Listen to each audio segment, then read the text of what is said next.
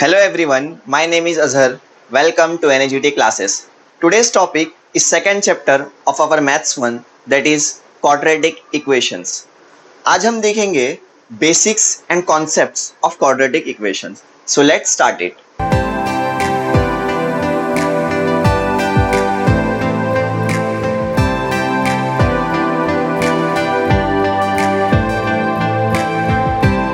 सबसे पहले हम देखेंगे चैप्टर का मीनिंग. चैप्टर क्या बोल रहा है? Quadratic equation.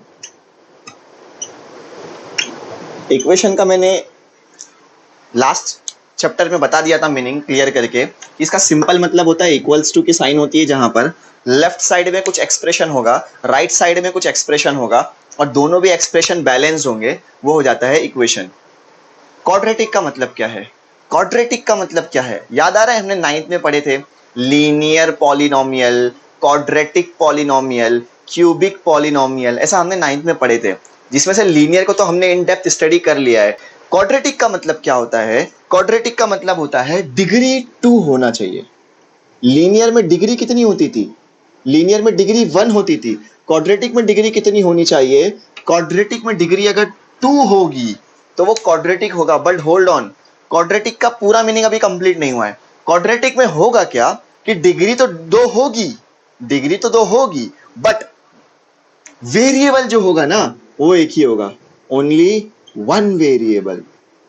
ऐसा नहीं होगा कि 2 3 4 वेरिएबल आ गए, ओनली 1 वेरिएबल. क्वाड्रेटिक में क्या होगा? डिग्री 2 होगी और एक ही वेरिएबल यूज होगा उसमें. अगर एक इक्वेशन में x as a variable use हुआ है तो वो पूरे इक्वेशन में एक ही वेरिएबल होगा x. अगर इक्वेशन में y वेरिएबल यूज हुआ है तो पूरे इक्वेशन में एक ही वेरिएबल यूज होगा y. ऐसा नहीं था लीनियर में. लीनियर में 2 वेरिएबल्स थे, याद आ रहा है ना, 2 वेरिएबल्स में. लेकिन क्वाड्रेटिक में क्या होगा? डिग्री 2 होगी और वेरिएबल जो होंगे वो एक ही होगा. वेरिएबल कितना होगा? एक ही होगा. तो हो गया quadratic equation.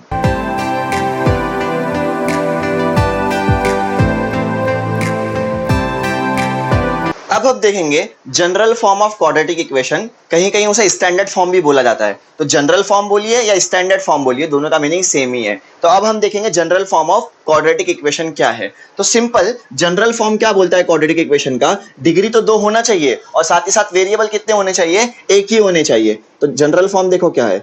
ax square plus bx not y plus c is equals to 0. ये है हमारा जनरल और standard form of quadratic equation. देखो यहां पर हाईएस्ट पावर चेक करो. इसका पावर 2 है और ये वेरिएबल का पावर 1 है. हाईएस्ट पावर डिग्री होती है. हाईएस्ट पावर ये इक्वेशन में 2 है, यानी इसकी डिग्री कितनी हो गई? 2 हो गई. डिग्री 2 हो गई तो वो क्वाड्रेटिक बन जाएगा. और चूंकि इक्वेशन की साइन है तो ये क्वाड्रेटिक इक्वेशन बन गया. यहां पर x जो है वो वेरिएबल है. ये x जो है वो क्या है? वेरिएबल है, जो चेंज, जिसकी वैल्यू चेंज होगी बार बार. हर इक्वेशन में इसकी अलग अलग वैल्यू आएगी. और ए बी एंड सी क्या है? ए बी एंड सी जो है वो क्या है? रियल नंबर्स है. सेम कांस्टेंट है, कोएफिशिएंट है, रियल नंबर्स है. अब हम देखेंगे कंडीशन. कंडीशन क्या है? कंडीशन, इसमें सिर्फ एक ही कंडीशन है. उसमें 3 कंडीशन थी, इसमें सिर्फ एक ही कंडीशन है. कंडीशन क्या है कि a की वैल्यू 0 नहीं चलेगी. a is not equal to 0. अगर a की वैल्यू 0 होगी तो क्या होगा? यहां पर पुट कर दो a की वैल्यू 0. अगर a की वैल्यू हमने 0 पुट कर दिए तो 0 इंटू एक्स स्क्वायर 0 हो जाएगा, पूरा टर्म एलिमिनेट हो जाएगा. क्या बचेगा? bx plus c is equal to 0. वो लीनियर इक्वेशन हो गया, क्वाड्रेटिक नहीं रहा. इसलिए a की वैल्यू 0 नहीं चलेगी. बट अगर b की वैल्यू 0 होती है तो क्या होता है देखते हैं. अगर b की वैल्यू 0 होती है तो b into x, 0 into x क्या हो जाएगा? 0. ये टर्म एलिमिनेट हो जाएगा. क्या बचेगा? ax square plus c is equal to 0. ax square plus c is equal to 0.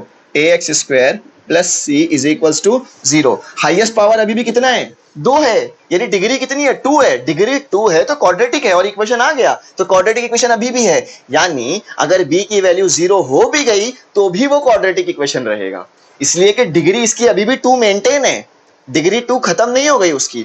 Unlike a is equal to 0 लेने पर ये पूरा टर्म एलिमिनेट हो गया था और यहां पर हाईएस्ट पावर डिग्री 1 हो गई थी, इसलिए प्रॉब्लम हो गई थी।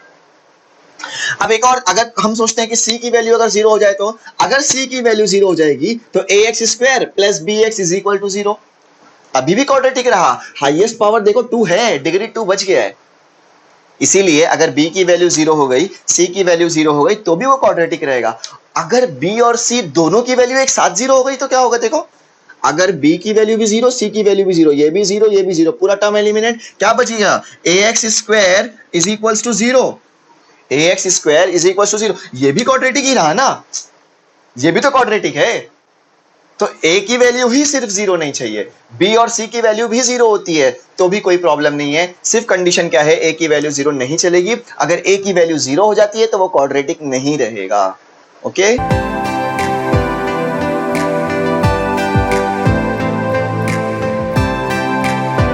एक चीज मैं आपको और बता देता हूं, यहां पर a b c जो है वो रियल नंबर है, बट a b c का एक नया नाम भी दिया गया है। देखो, a का नाम दिया गया है quadratic coefficient, quadratic coefficient.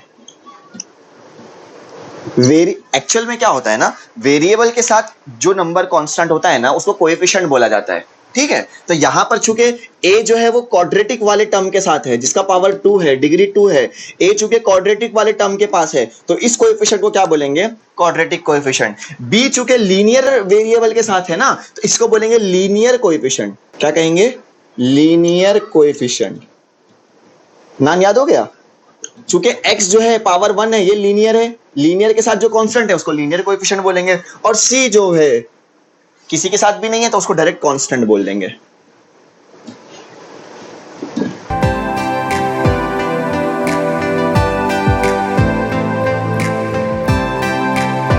Now we will see the roots of the quadratic equations or solutions of the quadratic equation. Now what is the meaning of roots of the quadratic equation and what is the meaning of solution of the quadratic equation?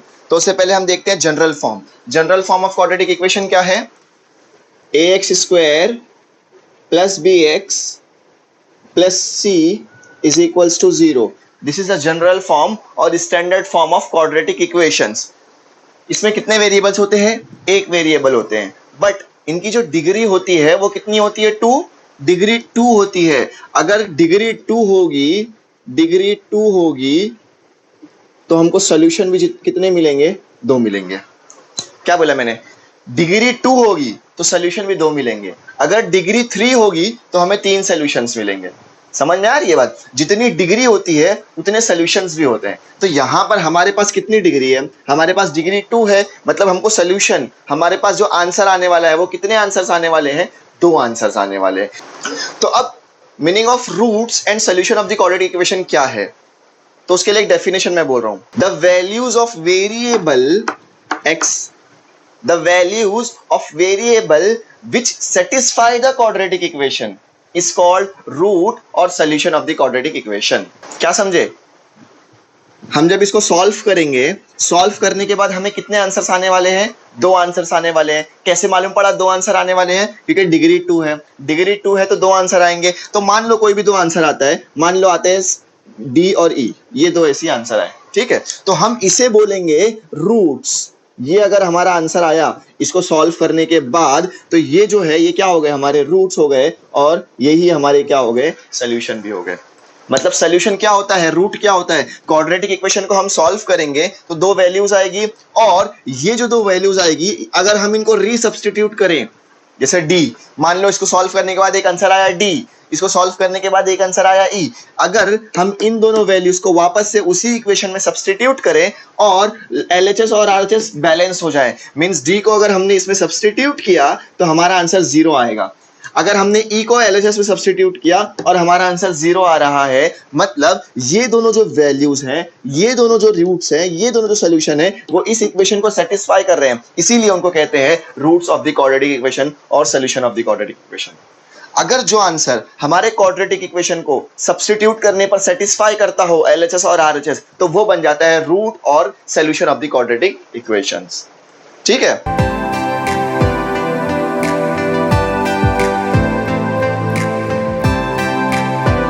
अब हम देखेंगे methods to solve quadratic equation. कौन कौन से method से हम quadratic equation को solve कर सकते हैं। तो इसमें जनरली 3 मेथड्स हैं, इससे ज्यादा मेथड्स अवेलेबल हैं, बट हमको हमारी जो स्टडी है इसमें 3 मेथड्स है टोटल। ठीक है, पहला मेथड जो है वो है फैक्टराइजेशन मेथड।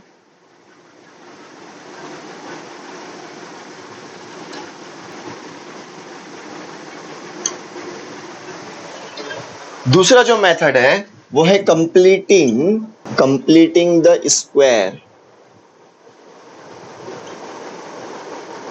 मेथड। एंड एक मेथड जो हम और पढ़ने वाले हैं वो है फॉर्मूला मेथड। इसका नाम ही है फॉर्मूला मेथड, इसमें एक फॉर्मूला होगा, उससे सॉल्व करना होगा। तो इन तीनों मेथड से हम क्वाड्रेटिक इक्वेशंस को सॉल्व करेंगे। फैक्टराइजेशन मेथड हमने ऑलरेडी 9th में पढ़ चुका है, ठीक है, बट वहां पे हमने एज अ पॉलिनोमियल सॉल्व किए थे, एज अ इक्वेशन नहीं सॉल्व किए थे। तो एक दो स्टेप्स एक्स्ट्रा बढ़ जाएंगे, वो हम देखेंगे आगे कैसे होंगे। आप लोगों के लिए टोटली न्यू है ये दोनों method, completing the square method and formula method. दोनों में से 100% एक क्वेश्चन बोर्ड में आने के चांस है, 100% आएगा ही आएगा। तो हम आगे उसको देखेंगे कैसे सॉल्व करना है। अभी खाली आप ध्यान में रखो कि हमारे को 3 मेथड से सॉल्व करना है, factorization method, completing the square method and formula method. ठीक है।